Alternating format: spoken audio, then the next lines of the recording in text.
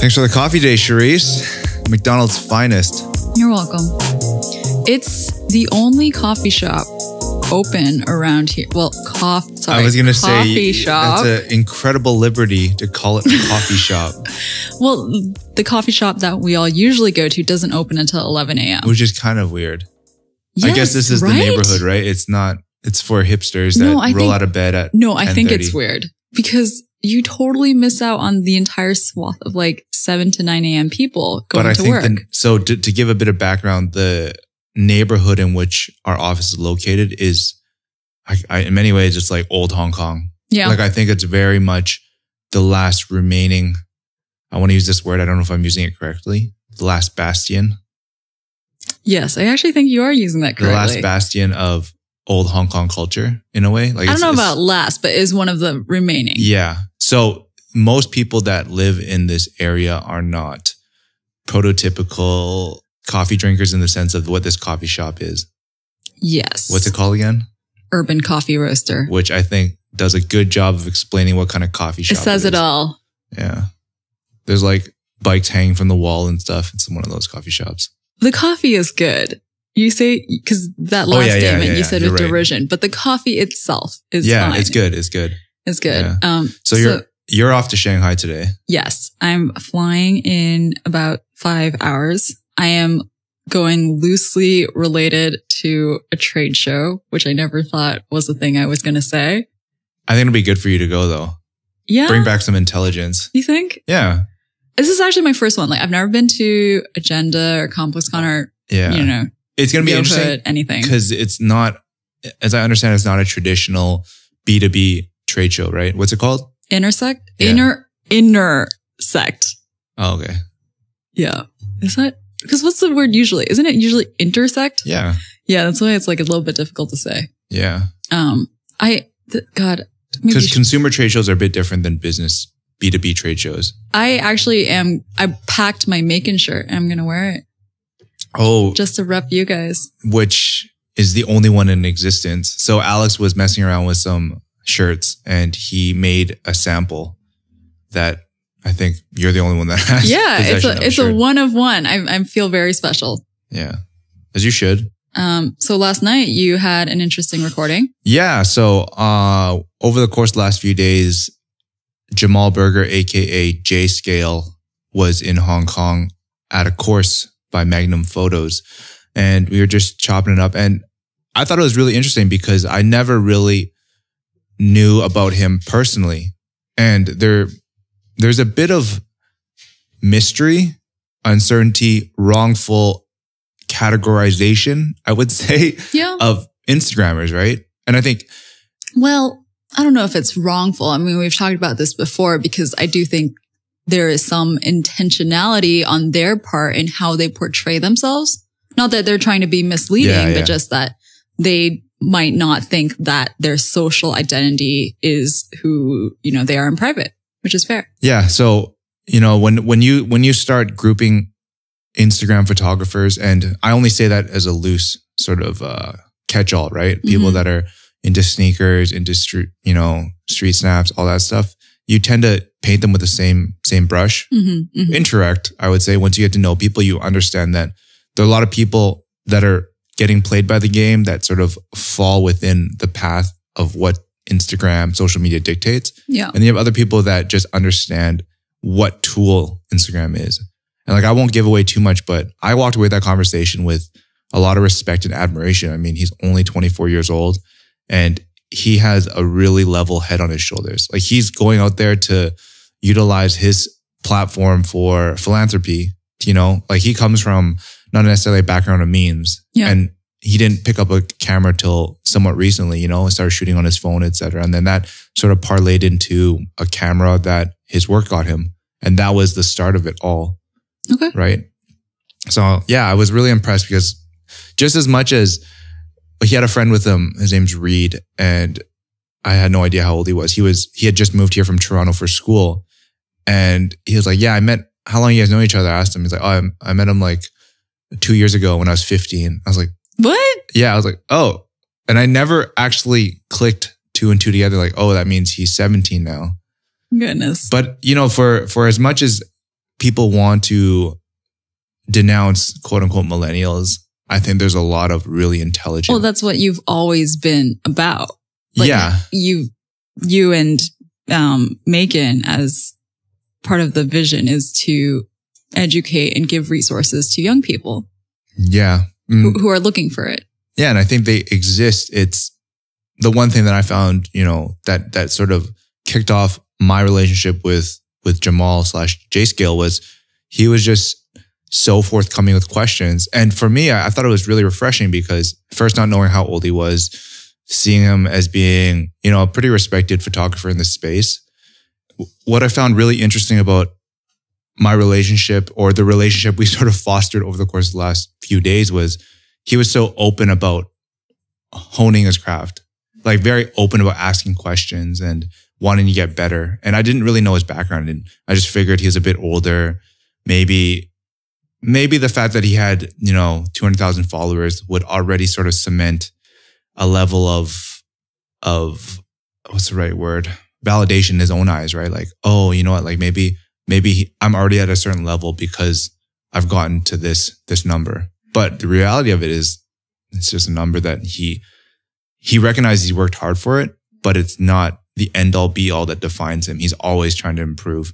I mean, I see that in a lot of the people that we talk to, what you're describing, you know, having been successful to some degree in what they do, but not being satisfied with where they are and constantly pushing themselves. Yeah. And I think that's critical. It's people often look at this and wonder, how do you do it? But I mean, there's a lot of people that have and are doing it.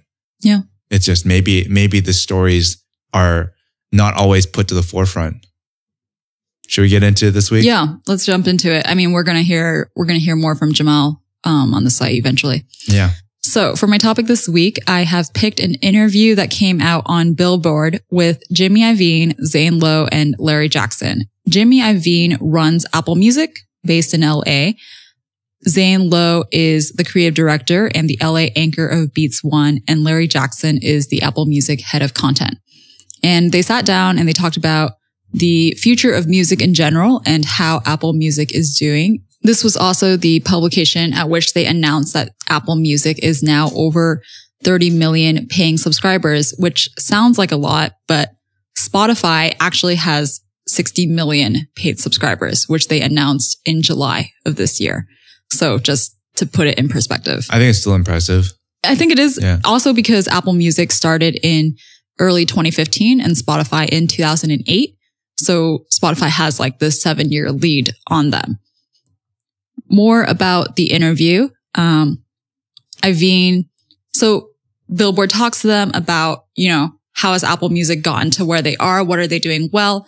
And generally Iovine, Lowe, and Jackson are saying, you know, actually the tactics that we're doing to get subscribers isn't enough. And we can't really stop where we are, even though we have paid subscribers. Our catalog numbers are up. This is not where we think the future of music is. Like, streaming still has a long way to go and a lot of things to figure out for success. Yeah. What are some of the tactics they're currently employing that have worked, or what's their general strategy? Have you listened to Apple Music? No. Do I even listen to Spotify? Only when you guys want to listen to it. Do you listen to music is really the question. Well, I do know that people complain about Apple Music as, from a design and UX standpoint. That's all I really know. It's not really the same thing. Actually, that's one of the things I did want to talk about is it's interesting how Apple products kind of operate independently from each other, because I think what you have heard, what you've just voiced, is that iTunes UX is Yeah. Oh, sorry. iTunes UX. Whoa. Flying off the deep end here, Cherie. want to keep that clean rating. iTunes UX could be better. Yeah. But I guess what I'm curious to know is, what was the takeaway that you thought was critical to this interview? Okay. Yeah. So the crux of it that I think is interesting, whether you agree or not with their tactics. So what Apple Music is doing to what they think is the key to getting paid subscribers is not just focusing on like top of the charts. Like these are the biggest singles. But what they say is to connect artists and audience. Mm-hmm. So to give artists, and they give an example of Sampha, who's like a rising new musician, possibly going to win like best new artist this year. So is it kind of like social media undertones? Well, not really. It's kind of like what they're saying is, we talked about it in the past about the rise of the playlist. Yeah. Right. Playlist. So what Apple Music, what these three guys are kind of saying is we are fighting in a way against the playlist. They also do playlists, just to say they have some pretty good playlists. But what they want to do with like Beats One and Apple Music is they want to give artists a space to explain their record, explain the whole idea behind why they're making music, or like the story of, this year in their career. Does that mean it's a fundamentally different product than Spotify? Whereas you kind of have a splitting where Apple Music is more for the true fan, whereas Spotify is, I just need music. I think so. I think that's what Apple, at least currently, seems to be putting Is it like literally Apple as in iOS versus Android, where Android is trying to spread itself everywhere, whereas like iOS is a very curated experience. Yeah. It does fit the Apple narrative quite well. You could say that.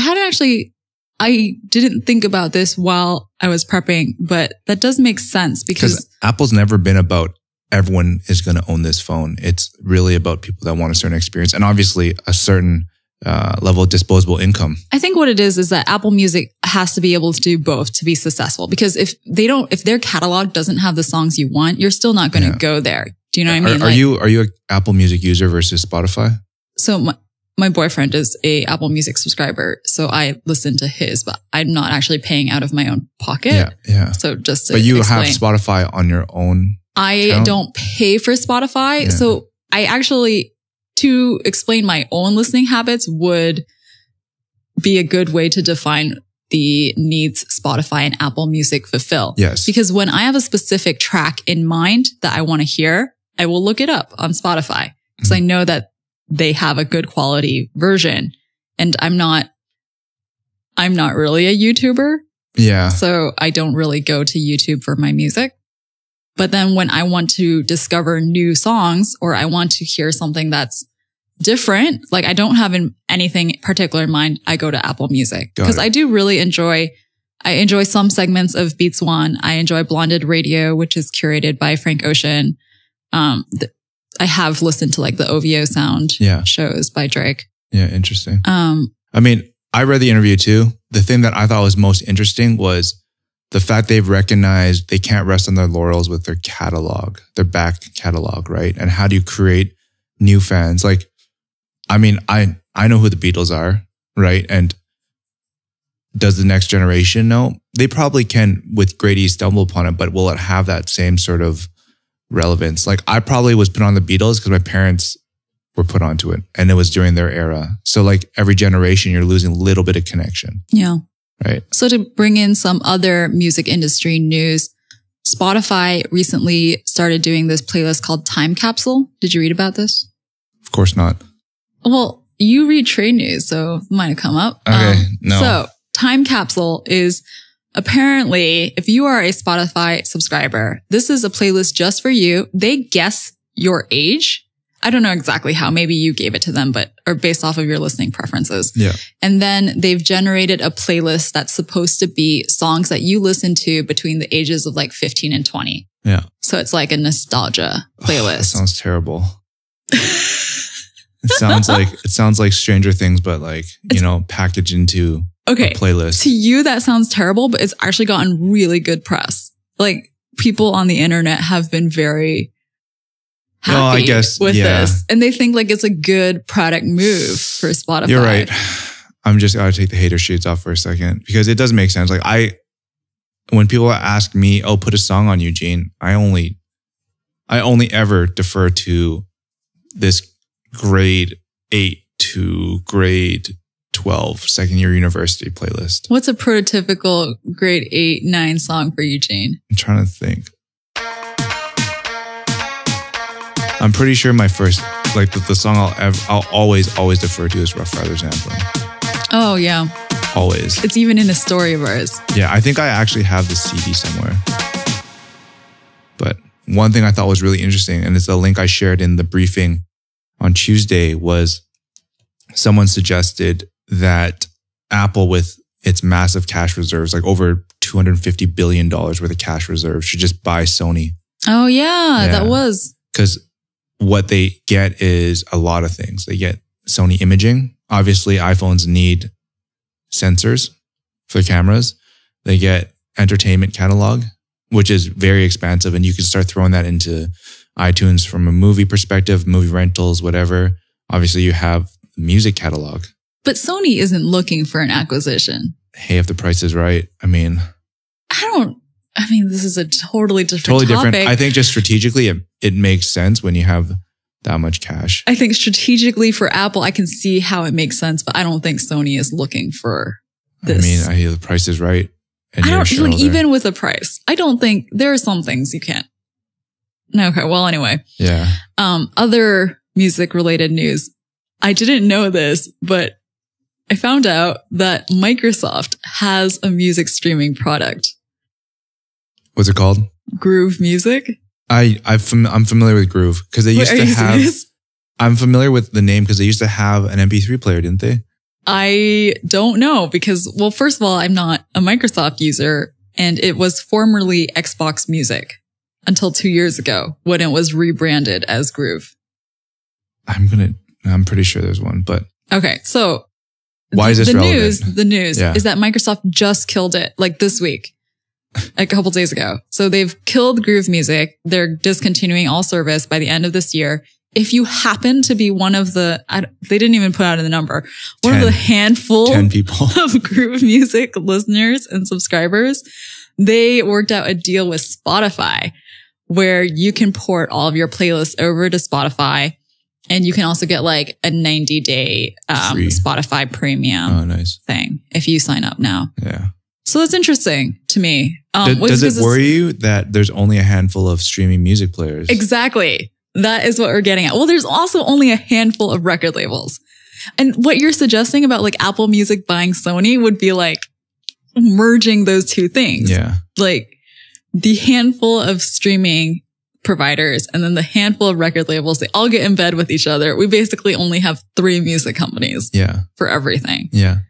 So the big ones are Apple, and then Spotify. SoundCloud isn't obviously. It's not even in the big one. Yeah. The big 4 that I have identified are Apple, Spotify, Amazon Prime. And do you know the 4th one? I know it. If you told me, I'd be like, yeah, that's the other one. But like, you're not going to think of it. I'm going to give you a hint. People do not generally think of it as a music. YouTube. Yes. Okay. YouTube accounts for 25% of music streamed worldwide. That's crazy. And then the other 75 is to like all the other folks. It makes sense because I would assume in developing countries, that's where they go to for music because you don't need to you don't need to download an app. Well, we also have a new apprentice. Yeah. Philson. Yeah. Who is, a couple years younger, a good chunk. He's 19. Yeah. Younger than us. And according to him, all of the people his age listen to music on YouTube. Yeah, I go there too sometimes because you have to go, if you're only looking for one song and one song only, and you have no particular purpose, you let it play and you let the algorithm take over, right? And just like, after this is done, let me play this for you. Right. Yeah. So you asked me the question, like, am I worried? And I say yes, because I think, we've talked about this in other industries as well. Like the more players, the better, right? Like the more people that are involved, the better it is for us as consumers, as people who listen to music in this case.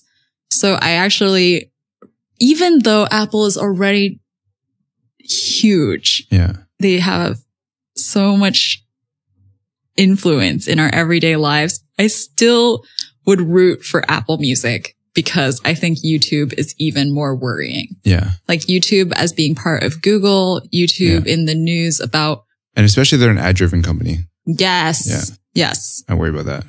Like they tried to do their own subscription product, YouTube Red, but there's been a lot of, there's been controversy about YouTube Red actually also showing ads and then not like disclosing that. Yeah. So, I mean, I know it's partially like a PR play, but Apple Music does sound like they also care a lot more about musicians and their craft. Yeah. The one thing that does come to mind is to get into streaming music is so incredibly expensive. Yeah. That, I mean, how else are you really going to find a way to sustain it, right? Like SoundCloud was sort of the best bet, but you have all the cool shit on SoundCloud, but it's not really coming through in terms of a business. That's why you need that Apple Music mechanism to support young artists, to pump for people that are undiscovered. Yeah. Because ultimately, I guess Apple Music, like you were saying about the iPhone, about the Apple ecosystem, is that people are lazy and want to a degree to have someone tell them, like, this is what's good, to turn them on to that.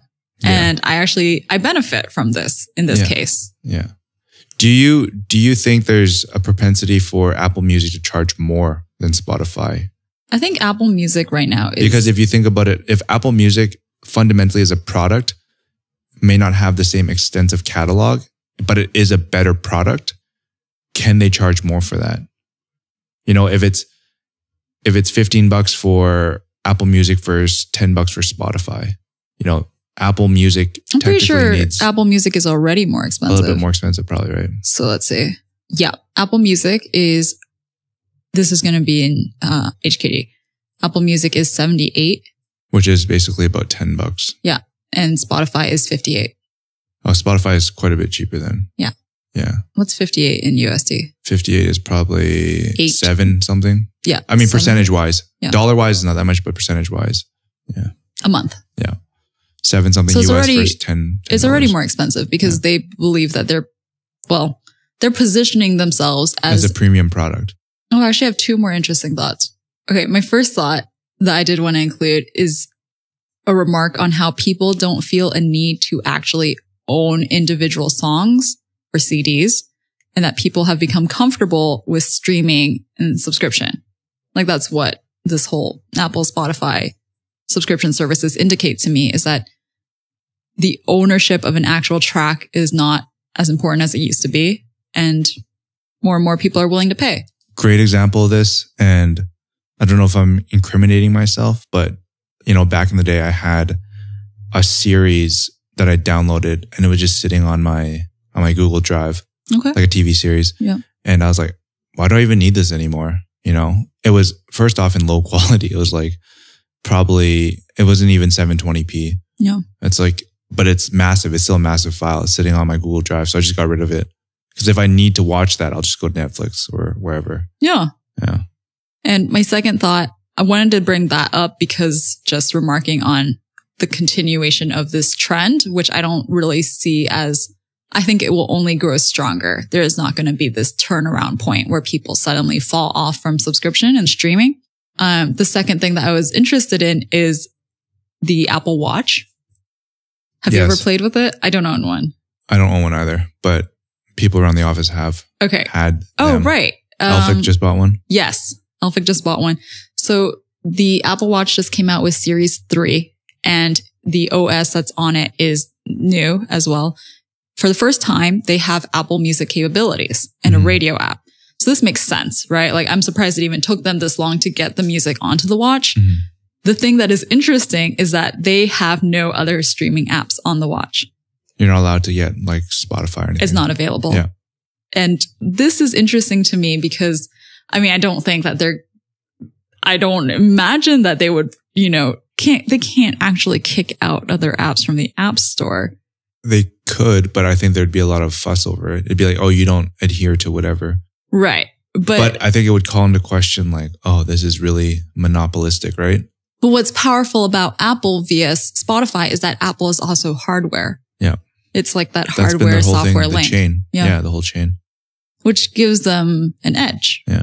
I think. At the end of the day, between Spotify, Apple Music, I'm indifferent because if music was to vanish off the face of the planet, I'd be indifferent. You're rolling your eyes. That's just me. But I do support Apple more because I believe that the business that exists there with Apple's arguably the best business that's ever been created. Well, that's why I brought up that point anyway, because I think you are interested in that hardware software link, regardless of music or not. Yeah. Yeah, because hardware, software is offline, online in a way for me. Yeah. And I think that's always a very interesting topic. Yeah. Being able to finesse both of those products in tandem with each other and then providing a better experience because you're in control of both things. And as an aside, like for the longest time, I was a Android phone user, and then I got an iPhone, and even now I'm on a 6S. I'm in no hurry to replace it, but I also am not looking beyond an iPhone ecosystem. It just works. Like the apps generally work. I just don't like it when I update my iOS and all of a sudden everything gets slow or things start getting buggy or laggy. Planned obsolescence. Yeah. That's what that is.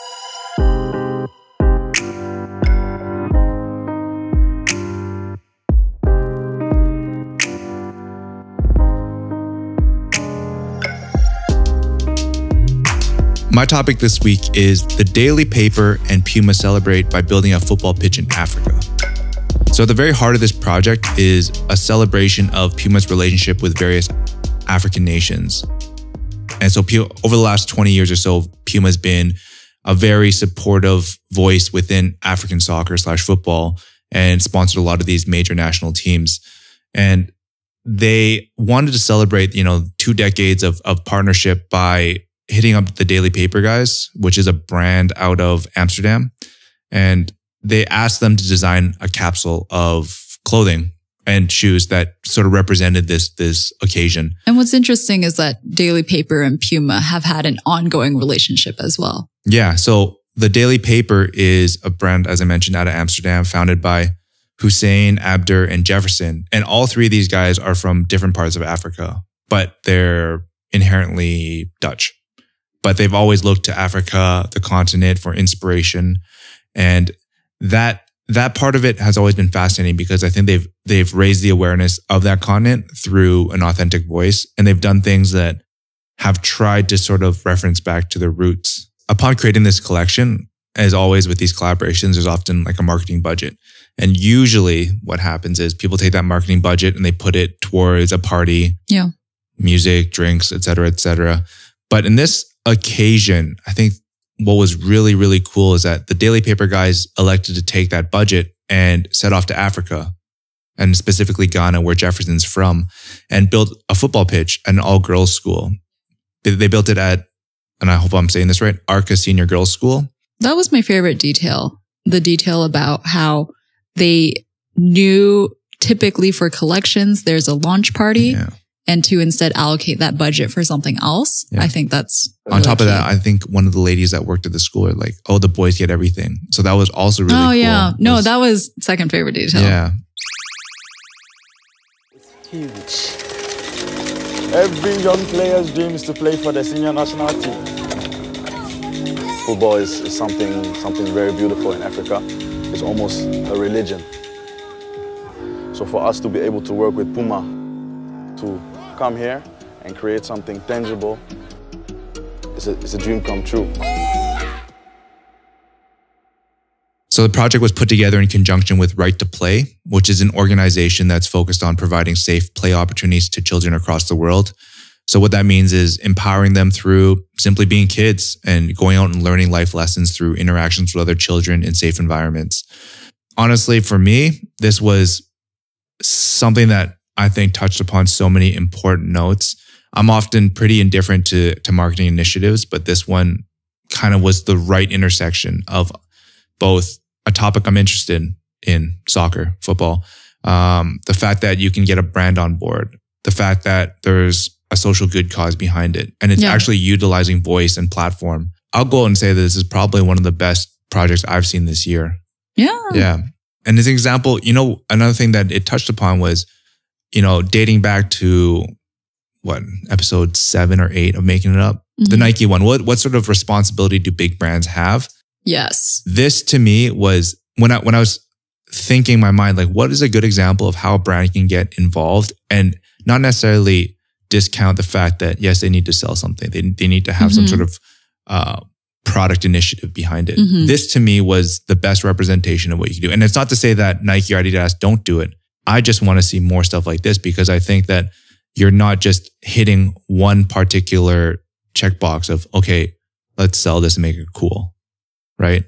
Yeah. So to be totally clear, Puma and Daily Paper have done a autumn winter collection, which is available for sale on their site, but it's not, there's not like this markup or anything. It's a normal collection that they would do regularly. Yeah. And by virtue of doing this project, they've also created new meaning behind it.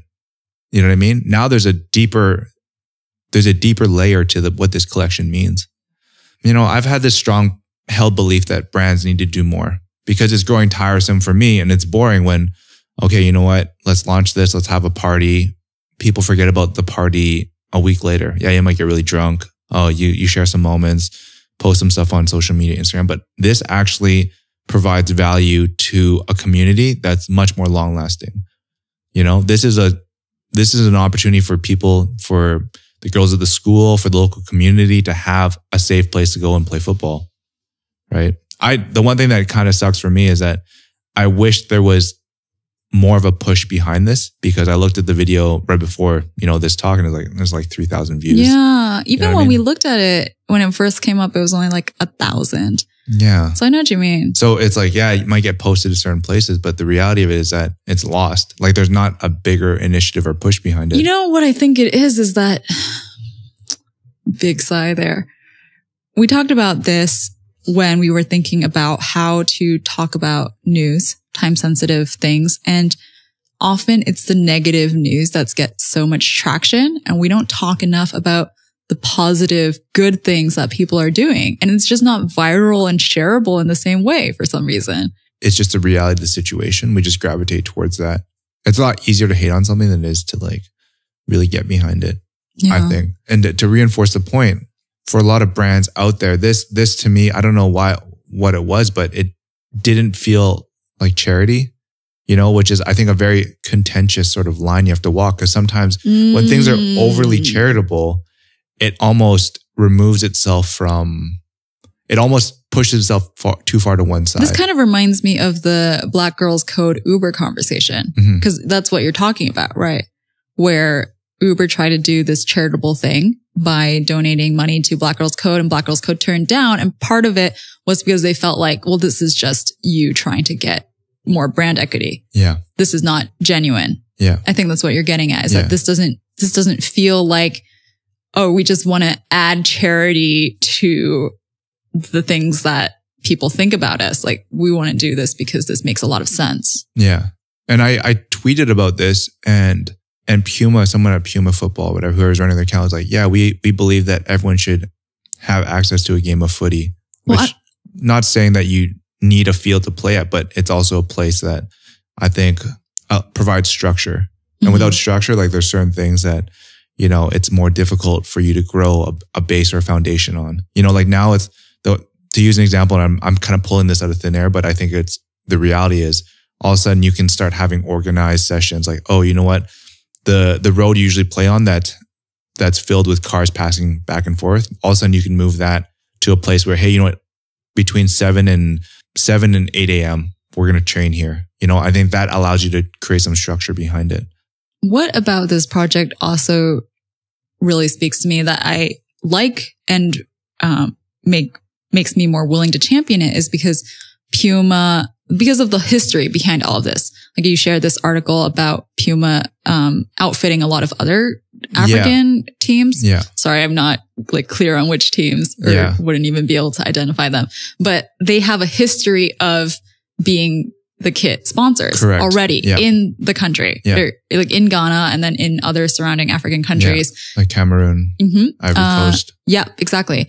And the streetwear collection that they did with Daily Paper is inspired by graphics and color blocking patterns from those places. So I'm just saying, like, there's history, like Puma has been in this area. There is thought behind like the actual collection. And that's what I said. That's why I said, this football pitch initiative makes sense, because this is just like the natural result of doing this kind of work. You know, like I think that's also what is less appetizing about other brands' charitable efforts is because it's clear that, you know, there's no history here. Like this is just, you pull this out of your hat. Like someone in your PR office was like, oh, this charity is trendy. Like let's just jump aboard this. Yeah. And I like the fact that this project in and to itself is something that could be applied anywhere. You know, this project is something you could take to Thailand. You could take to anywhere where they're just lacking facilities. It's actually funny you say Thailand because I looked up where Right to Play works, and Thailand is their Southeast Asian location. Oh, nice. Yeah. There's so many things that, I mean, just myself growing up, it's knowing you had a place that you could go to play sports, or like that you would know there was organization around it. And there's nothing wrong with, I'm not saying that to play a sport, you need to have a nice facility, but it does lend itself to certain outcomes. Well, this is also in connection to another link you shared in the briefing, if you remember, where it was about what you lose when only rich kids can play sports. Yeah, exactly. It's weird. It's like sometimes all these things sort of like coalesce and come together. Maybe we're looking for it, maybe we're not, but yeah, like it's to give you a bit of background on that. Soccer, especially in the United States, is very expensive. More often than not, they look at why the U.S. national team is not as successful as it wants to be. Men's. What'd I say? Oh, yeah. The men's U.S. national team. Yeah. The women's one is successful. Okay. Sorry. Let me rephrase that. But why the men's national team is not as successful as it wants to be. And to be honest, you need to pony up a lot of money as a kid to be able to play on these travel teams, these club teams. And that already is a big sort of deterrent to a lot of probably talented kids that can't go and play. But, you know, there's a lot of, to kind of reference back to that article, the author was saying how when she was coming up in high school as a runner, there's a coach that really believed in her. And if it wasn't for the belief of her coach, she wouldn't have opened up all these future doors and opportunities. Like, for example, she would get rides from the coach, you know, making sure she was taken care of, et cetera, et cetera. I think that's a really critical thing. Like, when you're playing sports with friends and you build such a strong camaraderie with your friends, like you don't want to go do other things, right?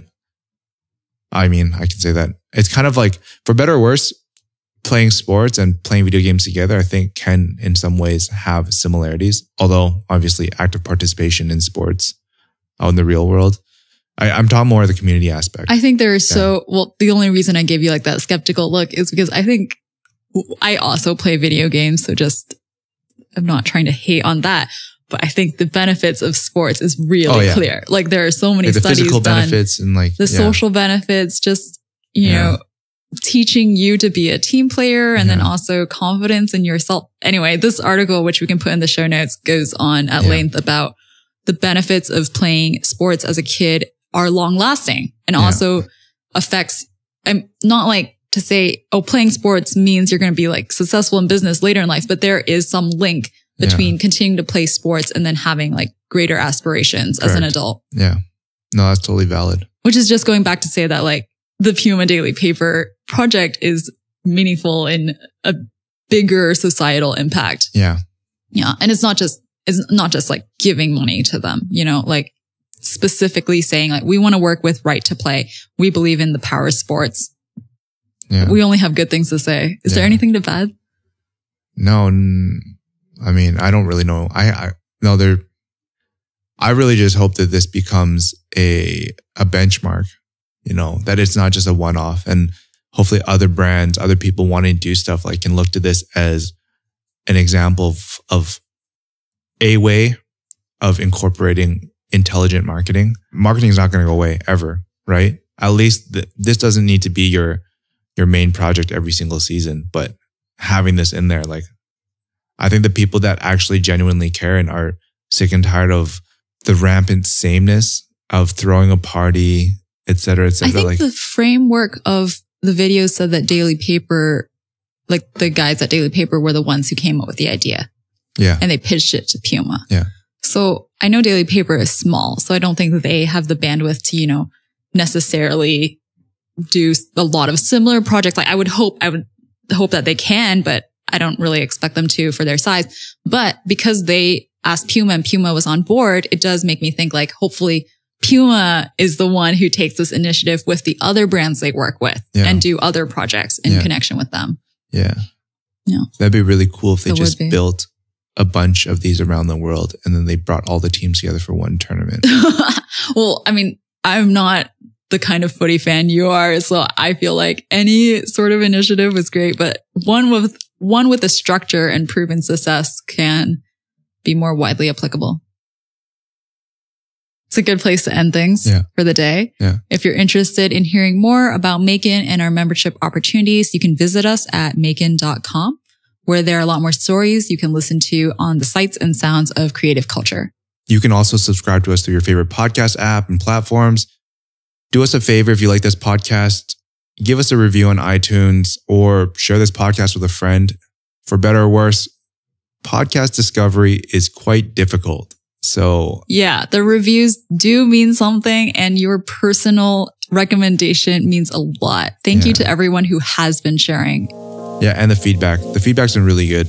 Yeah, I think we keep forgetting to tell people, you can email us at eugene@maekan.com and Charisse@maekan.com.